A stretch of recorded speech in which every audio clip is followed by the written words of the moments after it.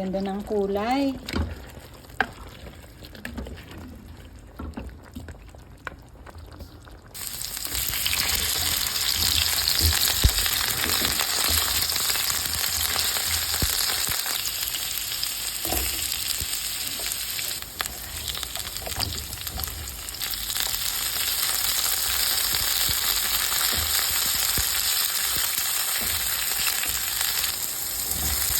Okay na to, hindi kailangang lutong-luto.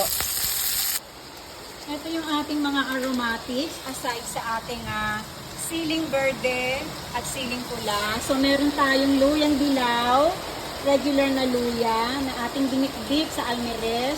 Meron tayong bawang, sibuyas na hiniwa ng pino at kamatis na hiniwa rin ng pino.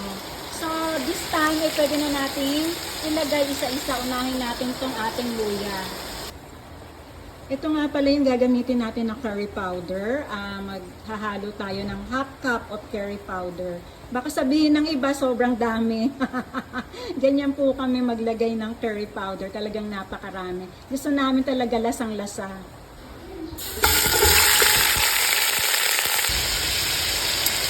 Sangkot siya muna natin ng chicken. Naririnig niyo ba yung ulan? Ang lakas! Ang lakas ng ulan ngayon. Maganda talagang gumamit ng luyang dilaw kasi ayan, kumukulay na sa ating chicken at very aromatic ang ating dish. Sunod na natin ang bawang, sibuyas. Pwede na natin isunod yung kamatis na hiniwa ng pinong-pino. Magdadagdag tayo ng 1/3 kutsarita pamintang powder. Mga 2 kutsarang patis. Umami flavor, mga 1/3 kutsarita din. Mga 1 cup of water muna para pakuluin yung ating chicken. Ayan, medyo tender na yung ating chicken at nag-reduce na rin yung ating pinakasabaw. So this time, ay ilalagay na natin yung ating gata. Ang gamit ko nga po pala ay chicken thigh na cut into serving portions.